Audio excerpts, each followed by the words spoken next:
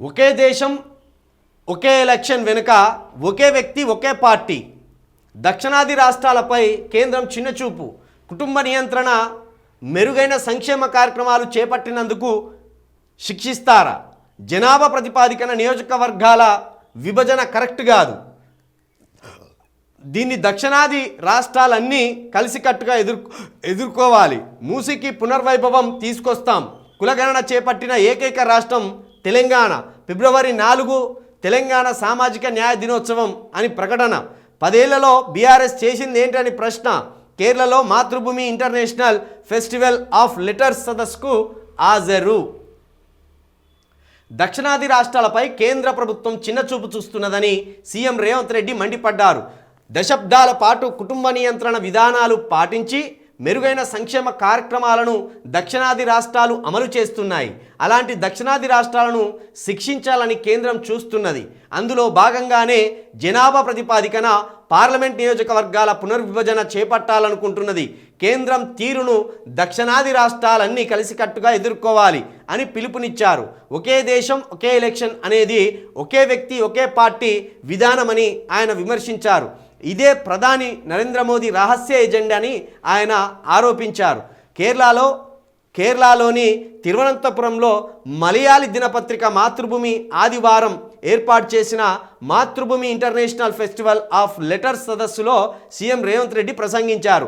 రాజ్యాంగం ప్రతిపాదించిన హక్కులను, గ్యారంటీలను రక్షించుకునేందుకు దక్షిణాది రాష్ట్రాలు చేతులు కలపాలని పిలుపునిచ్చారు. తెలంగాణ రైజింగ్ అనే నినాదం మాత్రమే కాదు, అది తెలంగాణ ప్రజలందరి స్వప్నం.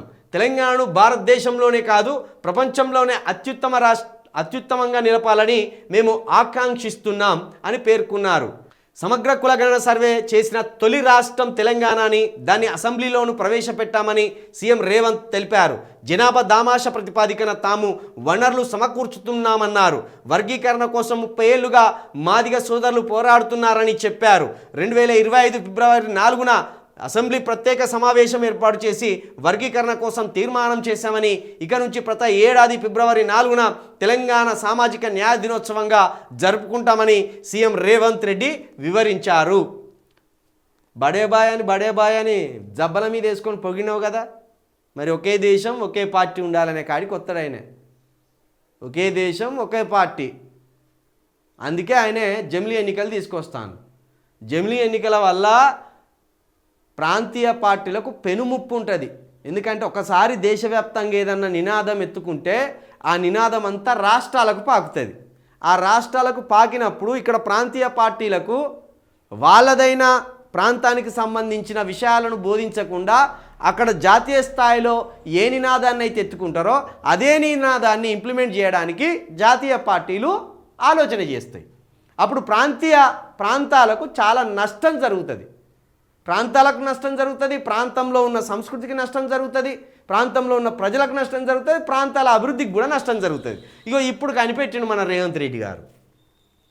ఇప్పుడు కనిపెట్టిండు. ఇది రహస్య ఎజెండా ఏంది, ఓపెన్ ఎజెండా. మోడీ గారికి ఇది ఓపెన్ ఎజెండా. ఆయన ఎప్పటించోలో ఆలోచన చేస్తాను దీన్ని. వాళ్ళ బీజేపీ పార్టీ ఒక్కటే ఉండాలి, అన్ని నాశనం కావాలనేదే వాళ్ళ ఆలోచన.